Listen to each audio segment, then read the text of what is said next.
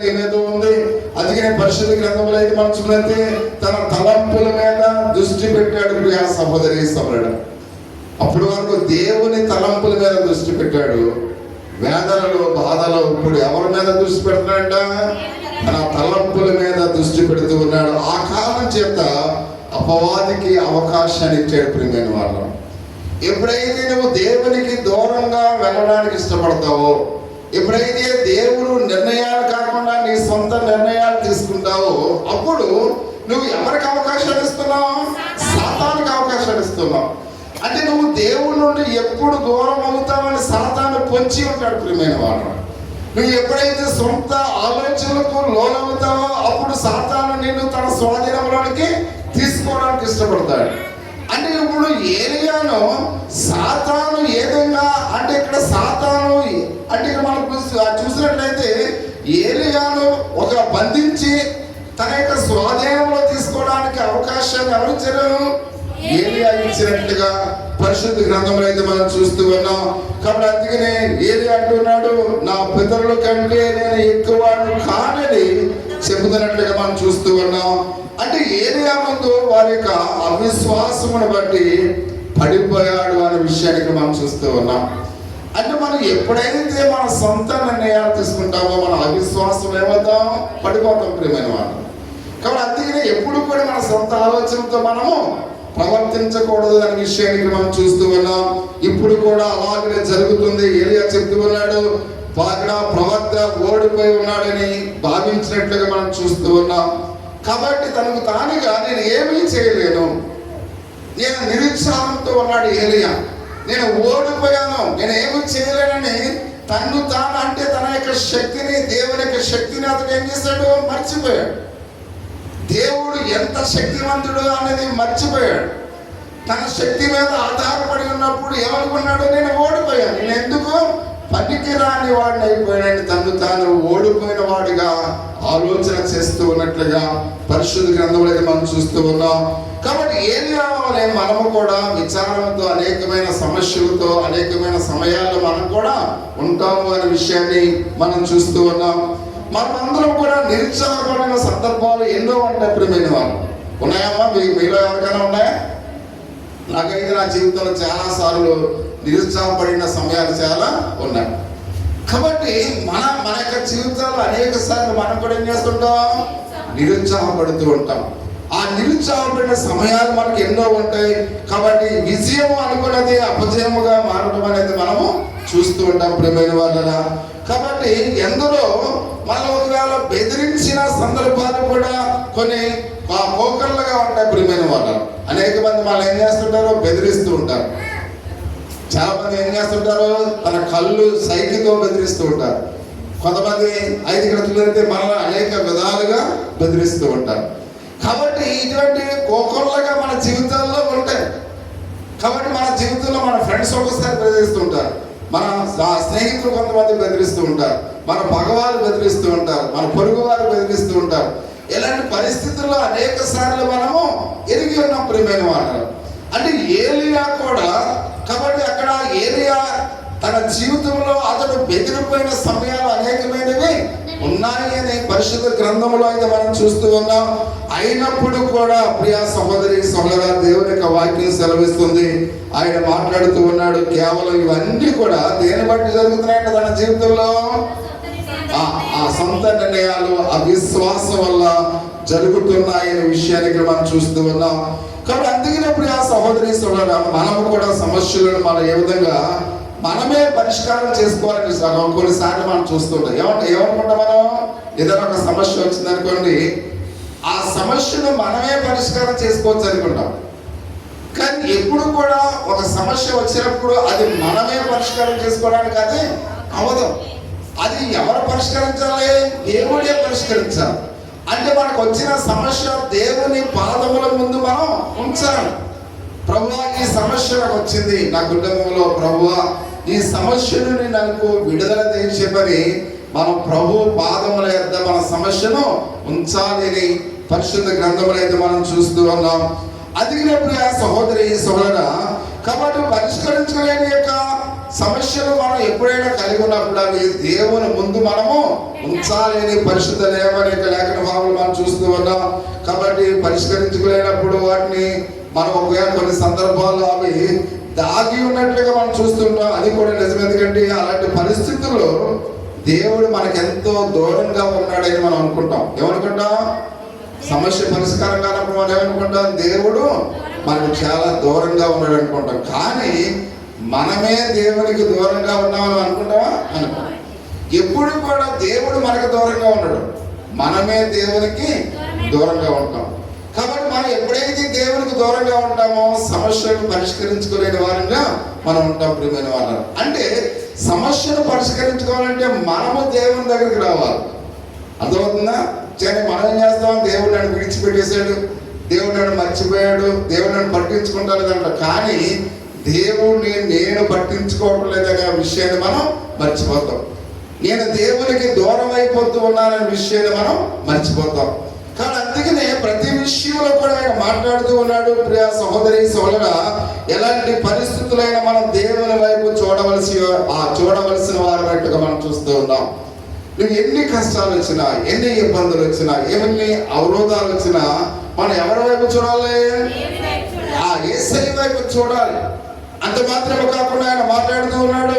కాబట్టి ఆ అపవాది బలహీనతను ఆయుధముగా చేసుకుని మనపై దాడి చేస్తాడు. ప్రియమైన వాళ్ళు, ఎప్పుడైతే నువ్వు దేవునికి దూరంగా ఉంటావో కాబట్టి అపవాదికి నువ్వు దగ్గర అవుతావు. ప్రియమైన మాట, నువ్వు ఎప్పుడైతే దేవునికి దగ్గరగా ఉంటావో అపవాది నీకు దూరంగా ఉంటది. అంటే నువ్వు దేవునికి దూరం అయ్యి కొలితే అపవాది నీ దగ్గరికి వస్తుంది. అపవాది ఎప్పుడైతే నీ దగ్గరికి వస్తుందో అనేకమైన సమస్యలు ఉంటాయి. నువ్వు ఎప్పుడైతే దేవునికి సమీపంగా ఉన్నావో అక్కడ అపవాది నీకు దూరంగా ఉంటది. కాబట్టి ఈ సమస్యలు ఏమవుతాయి? పరిష్కరింపబడతాయి. ప్రియమైన వాళ్ళ, కానీ అందుకనే పరిశుద్ధ దేవునికి లేఖన భాగంలో మనం చూస్తూ ఉన్నాం. అలాంటప్పుడు మనము కాబట్టి నేను ఓడిపోయానని మనం అనుకుంటాం. ప్రియ సహోదరి సహోదరుడు, ఎప్పుడు మన దేవునికి దూరంగా ఉన్నప్పుడు, అపవాది మనకు దగ్గర అవుతున్నప్పుడు.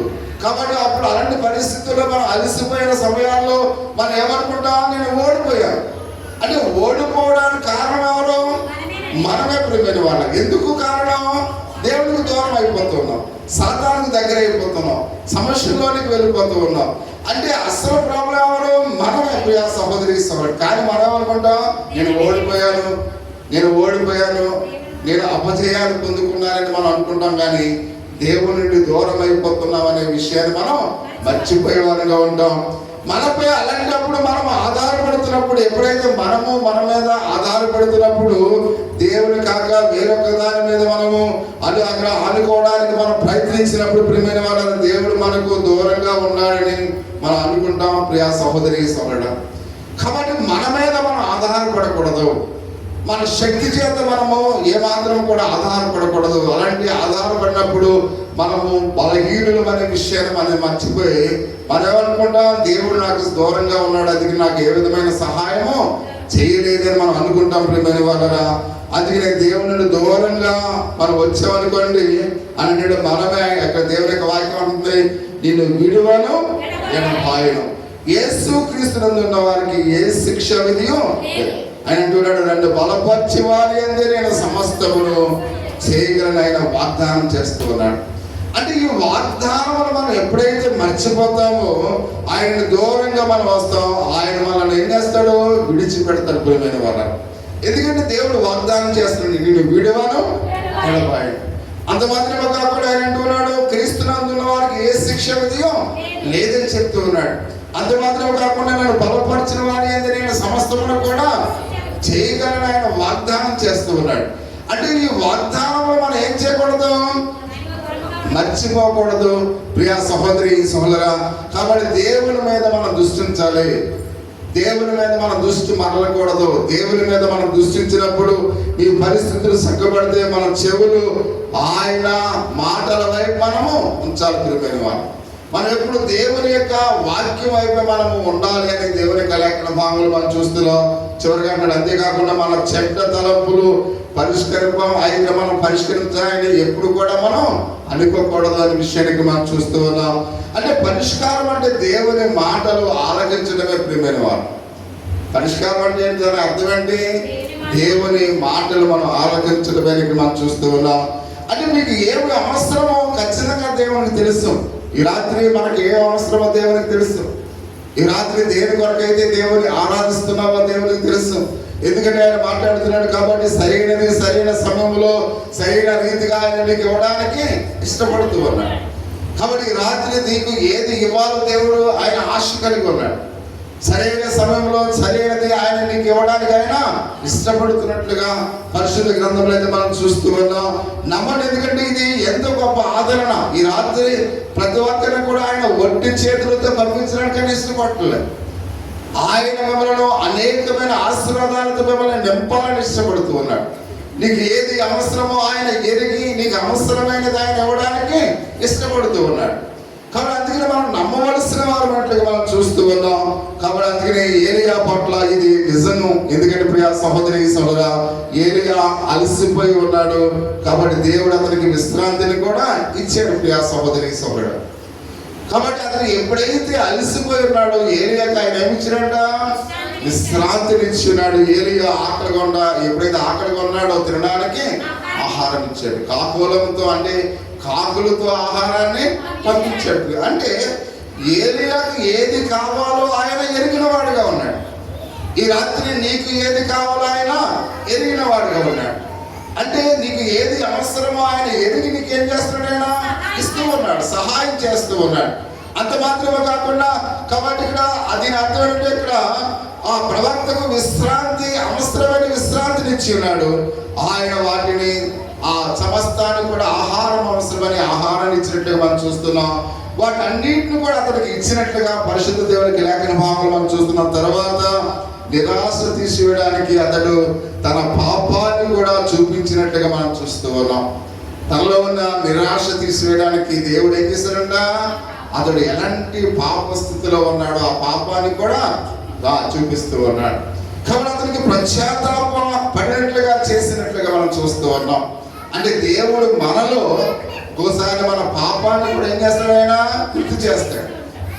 ఎప్పుడైతే మనం నిరాశలో ఉన్నామో ఆ నిరాశకు కారణమైనది ఏంటి, మన పాప స్వభావం. ఆ పాప స్వభావాన్ని కూడా దేవుడు ఏం చేస్తాడు, చూపిస్తాడు. చూపించి మనం ఎప్పుడైతే అయ్యో నేను పాపం చేశాను, పాప ఆలోచనలతో ఉన్నాను, పాప తలంపులతో ఉన్నాను కనుక నన్ను క్షమించి ప్రభువా అని పశ్చాత్తాపడేట్లుగా కూడా ఆయన మనను తన ఎంత చేర్చుకుంటాడు అనే విషయానికి మనం చూస్తూ ఉన్నాం. అందుకని ఏలియాకు ఎప్పుడైతే తనకు పశ్చాత్తాపడినట్లుగా చేసినట్లుగా మనం చూస్తున్నాం. కానీ ఈ రీతిగా దేవుడు తనకు ప్రవక్తకున్న ఆ మధ్య ఉన్న సంబంధాన్ని తిరిగి ఏం చేశాడు, సరి చేసినట్టుగా మనం చూస్తూ ఉన్నాం. కాబట్టి నువ్వు ప్రవక్తవై ఉన్నావు అని ఆ యొక్క మాటలతో అతన్ని ఆదరించి సరిచేసినట్లుగా మనం చూస్తూ ఉన్నాం. కాబట్టి ఇట్లా చేయడానికి ఆయన ఒక ప్రశ్న కూడా వాడాడు. ప్రియమైన వాళ్ళరా, అదేంటో మనం చూసినట్లయితే ఏలియాతో అన్నాడు, ఇచ్చట నీవేమి చేయించున్నావు అని అడిగినట్లుగా 9వ వచనంలో మనం చూస్తూ ఉన్నాం.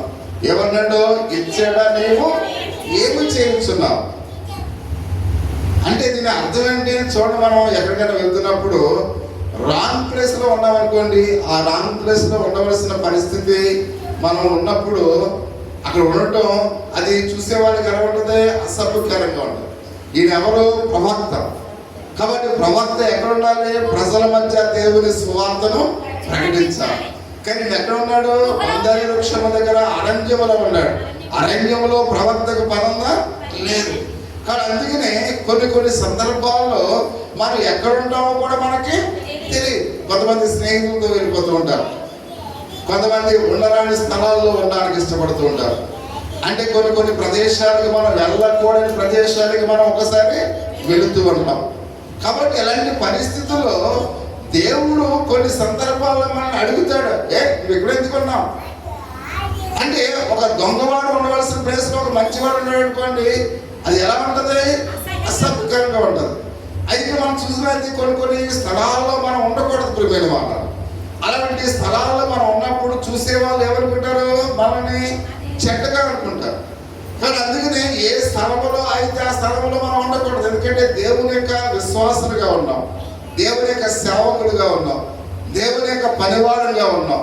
కానీ అందుకని నీకు అరణ్యంలో నీకేంటి, అక్కడ ఉండవలసిన పని ఏంటి ఆయన చెబితే ఏమన్నాడు, ఇచ్చట నువ్వు ఏమి చేయించున్నావు అప్పుడు ఏలియా నిజంగా సిగ్గుపడి ఉండొచ్చు ప్రియమైన వాళ్ళ. ఎందుకంటే మనము కూడా ఉండకూడని ప్రదేశంలో ఉంటే మన తల్లో తండ్రో ఒకవేళ మన బంధువులు స్నేహితులు మనల్ని అడిగితే మనం కూడా కొన్ని సందర్భాల్లో సిగ్గుపడాలి. ఇదేంటి ఈ ప్రదేశంలో నేనున్నానండి అంటే. ఏలియా ఉండకూడని ప్రదేశంలో ఏలియా ఉన్నప్పుడు దేవుడు అడిగినప్పుడు ఒకవేళ ఏలియా కూడా సిగ్గుపడి ఉండొచ్చు ప్రియమైన వాళ్ళ. ఎందుకంటే అతను ఒక చెట్టు కింద కూర్చున్నాడు, తనపై తాను జాలి పడినట్లుగా మనం చూస్తూ ఉన్నాం. అంత మాత్రమే కాకుండా దేవుని ప్రశ్న అతని పునరాలోచన చేసినట్లుగా మనం చూస్తున్నాం. నిజంగా ఎందుకున్నాడు ఇక్కడ? ఎవరైనా చెబితేనే మనకి కొన్ని సందర్భాల్లో తెలుస్తుంది. అమ్మ నా వైపు చూడాలి. కొన్ని సందర్భాల్లో మనకి మోటివేషన్ చేయాలి. ఎవరైనా ఏంటి ఇక్కడ ఉన్నాడంటే నిజమే ఇక్కడ ఉన్నాయండి నేను అనుకుంటాం. చెప్పకపోతే ఆ పాప ఊపిలోనే మనం ఉండడానికి ఇష్టపడతాం, ఆ కంపులోనే ఉండడానికి ఇష్టపడతాం, ఆ దరిద్రతలోనే ఉండడానికి ఇష్టపడతాం.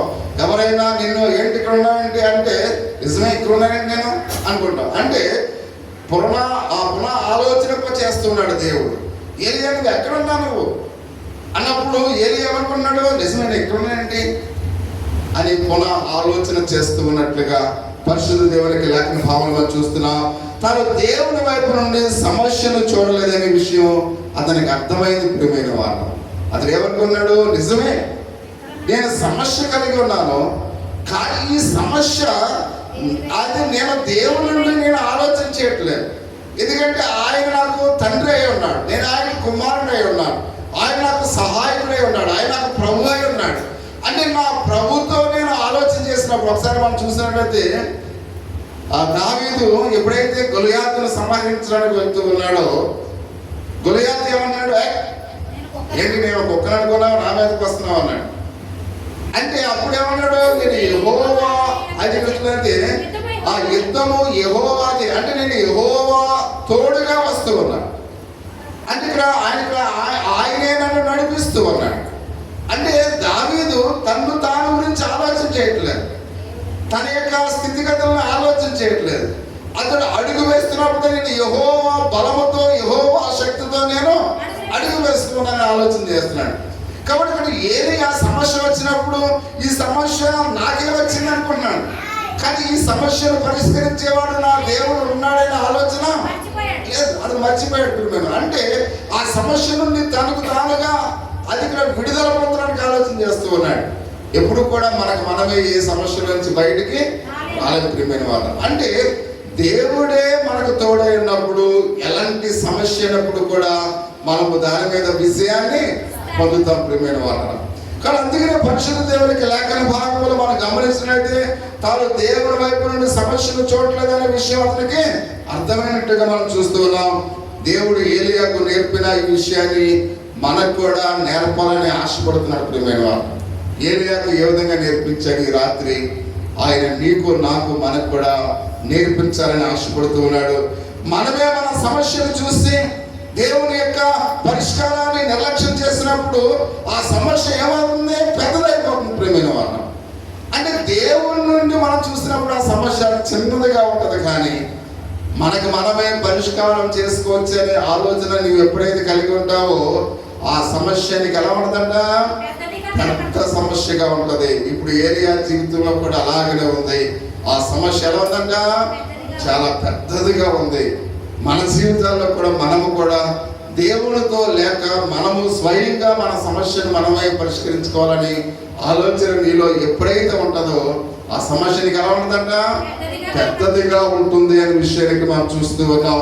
కాబట్టి అప్పుడు మనం ఎక్కువగా బాధ పడవలసిన పరిస్థితి మనలో ఉంటుంది అనే విషయాన్ని పరిశుద్ధ దేవునికి లేఖన భావంలో చూస్తున్నాం. ఒకసారి ఒకడేమనంటే మానవుని జీవితం అందమైన తివాసి లాంటి దానికి మనం చూస్తున్నాం. ఆ తివాసిలో మనం కూర్చున్నా ఆ తివాసి మనం చూడండి ఒకవైపున మనం ఏం చేస్తాం? చూస్తాం. ఆ తివాసిని తిప్పితే ఎలా ఉండదు, అది అవన్నీ కూడా ముళ్ళు ఉంటాయి.